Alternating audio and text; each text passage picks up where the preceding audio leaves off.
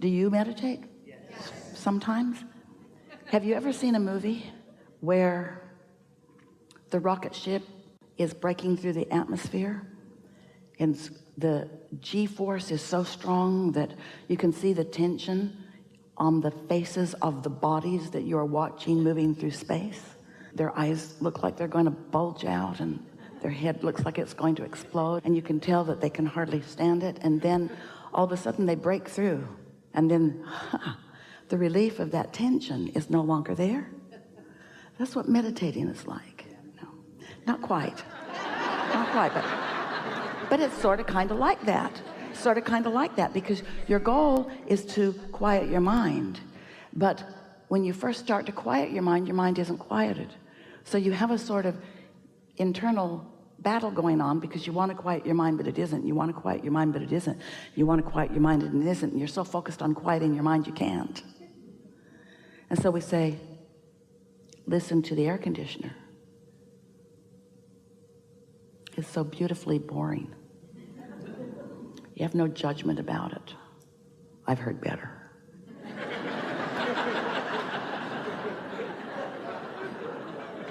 You don't feel that way. So you just let your mind relax. And at first there's a tension. There's a tension, isn't there? You know what we're talking about? We're talking about the tension of releasing resistance, which is easily accomplished by releasing thought. But there's a tension in releasing thought because you've trained your minds to focus. And your mind doesn't want to really release thought. Your mind wants to focus on something. And the law of attraction is going to cause your mind to focus on the most active thought, which in most cases, we love you so much, is resistant in nature to some degree. So when you meditate, you got to focus on something and let that tension be there because it's natural, but just keep focusing until you break through the atmosphere. You will. And when you do, sweet relief will come over you. That's a state of non-resistance. And when you do that, we're talking about 15 or 20 minutes to get there. When you do that, now everything in your vortex you are allowing, but we don't want you to think about it.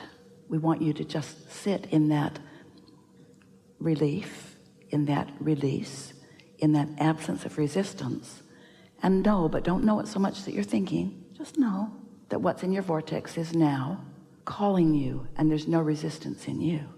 So you're going. And as you go, now a thought will occur to you, an impulse will occur to you. And when it comes, think about that. But we're talking about what Esther is writing as she writes her segment of intention, as she's going to meditate. She's begun writing something like this. Not the same words every time, but the same intention. I'm going to sit for 20 minutes or so. I'm going to focus on this sound of silence, so to speak, this sound. And I'm going to allow my vibration to rise. And then this is the key word that she has just discovered recently. And this is everything that we're leading up to with you. And then I'm going to watch the movie if it happens. I'm going to watch the movie if it happens.